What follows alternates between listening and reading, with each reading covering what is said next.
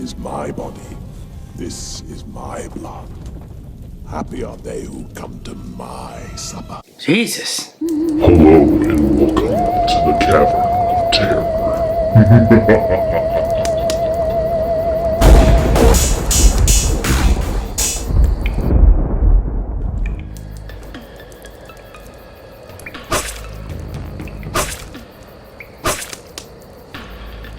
Hellraiser III, Hell on Earth, stars Terry Farrell, Paula Marshall, Doug Bradley, Kevin Bernhardt, and is directed by Anthony Hickox. That's right, guys, we are here for my review of Hellraiser III, drink in hand, because this one is going to be a long review. But I just want to get this out of the way really quick, that I accidentally made another mistake. What is new? I made a mistake in my review of Hellraiser 2. I said that this was the last movie that had Clive Barker's involvement. That is not true. Son of a bitch! That is actually Hellraiser 4 Bloodline. So I apologize, made that mistake there. Let's try not to make any more mistakes moving forward, but I just want to give you guys a little bit of backstory here for this movie. This was the one that I watched a lot along with Hellraiser 2, and I'm very excited to get into the remaining review and tell you how I feel about this movie. Hell on Earth opens up on a dark night in the city. We see JP Monroe, played here by Kevin Bernhardt. He's visiting an art gallery, and he's very intrigued by a piece of sculpture. It's a very interesting piece, and he's looking to buy it from a very oddly homeless looking man. Can't be the same guy, right? After this, we're introduced to Joey, a struggling news reporter who's looking for her first big story. Welcome to Horror History with your professor, your boy. The subject of this class, 90s Horror 101. That's right, guys, Hellraiser 3 is the first installment of this series to be released in the 90s, and with that new decade comes a new tone, and it's a lot more fun. Trust me, guys, when I say that this is not some Disney-esque, family-friendly horror movie. There is some really well-executed gore that we will get into later, but what I really mean is that Hellraiser 3, Hell on Earth, really lands on the more entertaining spectrum of the horror genre. Along with being the first movie in this series to be released in a new decade, this is also the first movie in this franchise to not have Ashley Lawrence's Kirsty Cotton as the main character. I know, guys, I'm emotional about it too. Your boy's broken up. Replacing Lawrence in this second sequel is Joey, played by Terry Farrell, and I feel like she gives an earnest performance here. I know, guys, I know. A lot of us were very attached to Ashley Lawrence and her performance as Kirsty Cotton. Your boy's a really big fan of her in those first two movies. But I have to tell you, I liked this new character a lot. I really enjoyed the performance by Terry Farrell as Joey. Let me explain why. When you really think about it, when you dig down deep and think about the character of Joey, we as the audience, we are Joey. Think about it, guys. She has no prior history with the box. She has no clue what happened with Kirsty Cotton in her harrowing tale that happened in the first two movies. She is quite literally a blank slate, and we are along on the ride with her. Hey, Hellbound.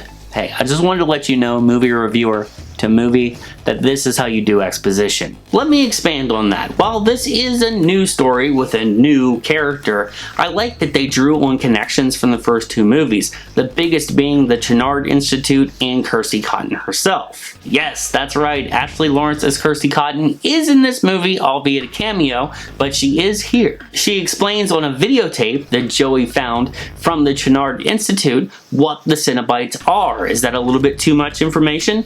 I don't think so, because as I said, Joey has no prior information as to what happened here, unlike Dr. Channard, who had a whole freaky Cenobite museum in his home office. I'll tell you guys something else that Kirsty Cotton cameo explains. It really fixes an issue that I had with part 2, where they brought in the Tiffany character, this puzzle-obsessed girl, to solve this easy-ass puzzle box. Kirsty explains that the box wants to be open. It wants you to solve it. So once it has a hold of you, it sort of opens itself. You get 1 point on the board, Hellraiser series, but know this, I'm watching you. You get it, guys? I'm watching you because I'm watching the Hellraiser series. that joke has levels. Getting back into the Joey character, I did want to mention that she has dreams. And I will admit it, when you first watch this movie for the first time and you see these dreams, especially towards the beginning, it's not going to really make any sense to you. You're going to feel like it's out of left field. But trust me when I say it makes a huge impact on the third act, because this dream connects to the Hell Priest himself in his two sides. Sweet! I get to use my coin analogy again. Moving on to the score, that's right guys, you can hear it. Let's bring up the music. The Hellraiser theme is back, and it is used beautifully here. However, Christopher Young did not return for Hellraiser 3. Randy Miller picks up where he left off, and I think he did a pretty good job with the score. It doesn't feel much different here. It actually feels like a very similar score, and I feel like that's okay with a Hellraiser movie, because I very much enjoyed it. It fits right in there with the scores of Hellraiser and Hellbound, and had I not known that Christopher Young didn't come back to do this score, I probably would tell you that he did do it. Miller's composition works in tandem with Young's original work, and if you ask me personally, I'll tell you that I feel like the Hellraiser theme should be in all the movies moving forward. It's very much like the Michael Myers theme in the Halloween series. It just adds to the atmosphere. Getting back into the characters, Paula Marshall was a standout for me. You could really tell that Marshall cared about the material and wanted to give a good performance. Me personally, I feel like the Terry character was a good addition, a fun secondary character to add to the film, because we all know I had some issues with the first two movies with underdeveloped secondary characters. Plus, I mean, you have your Fun fact, Paula Marshall was also the skinless version of Sandy. It's villain time. Let's talk about JP.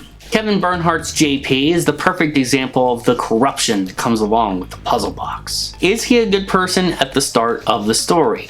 Absolutely not. Actually, he's trash. He's a terrible human being, but he's the perfect example of the corruption that the box brings and the persuasion of the Hell Priest. It really preys on every negative thing about JP and only amplifies it. And Kevin Bernhardt was amazing in this performance. I thought he did a great job here. Also, when I think about it, JP is the first person to ever try to shoot a Cenobite. Speaking of Cenobites, it's time to talk about Doug Bradley. That's right, it's time to talk about the Hell Priest. This is the first time in this series where we got that full-on Doug Bradley Hell Priest pinhead performance that everybody's been waiting for, and yes, it is worth the wait. You! Yeah, I'm talking to you, the guy sitting on the couch that's afraid to hit that subscribe button. You're the one that's been waiting for that iconic performance. Well, here it is. I'll make it one better for you. Not only do we get more of the Pinhead Hell Priest performance, we get more of Captain Spencer, the human version that we saw briefly in Hellbound. Hellbound gave you a taste of what Bradley could do when they eased up on the reins a little bit. Hell on Earth, this movie gives you a full-on 4-course meal of the Hell Priest.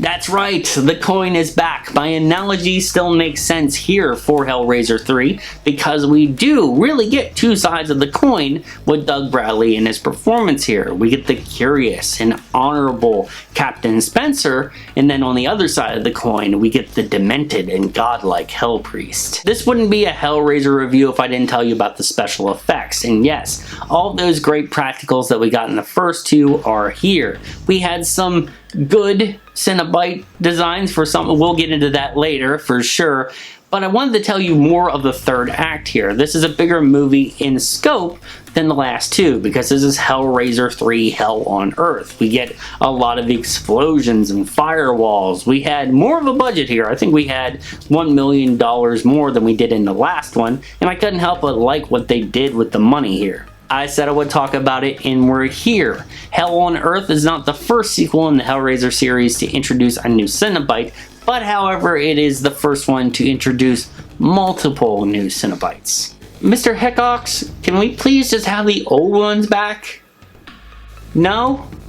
Shit. Look, I get it. I understand what they wanted to do here with this movie. They wanted to go in a more fun direction, but some of these Cenobites were just too silly for me. Like a CD Cenobite.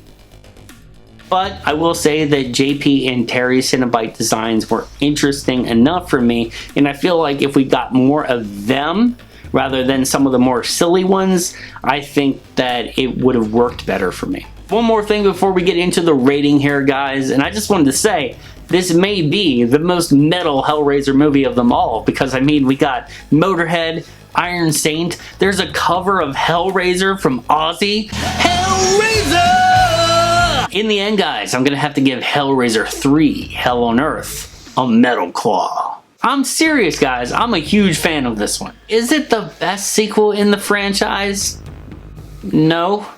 Well, considering the rest of the movies, it just might be the best sequel in the franchise. While it's not as dark as the previous 2 installments in this series, it's certainly the most fun and very entertaining. It did a really good job at paying tribute to the story that came before it and carved its own path. Doug Bradley was fantastic as the Hell Priest and really came into his own in this movie, and I liked the new lead that they gave us here with Terry Farrell's Joey. Alright guys, that has been my review of Hellraiser 3, Hell on Earth. I really do enjoy this movie. I want to know your thoughts though. Let me know down in the comments down below what you think of this second sequel in the Hellraiser series. Guys, I'm really enjoying doing these Hellraiser reviews, and I'm actually getting through them a lot faster than I thought I would.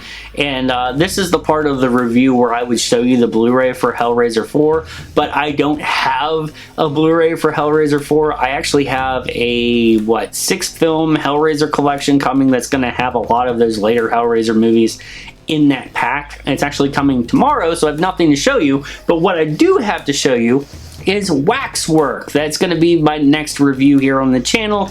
Waxwork was directed by Anthony Hickox, and I will also be reviewing the sequel as well, so look out for my review of Waxwork. My camera is blinking at me and it's about to die.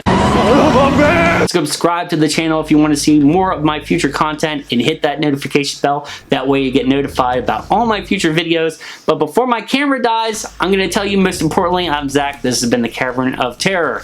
Stay metal, my friends.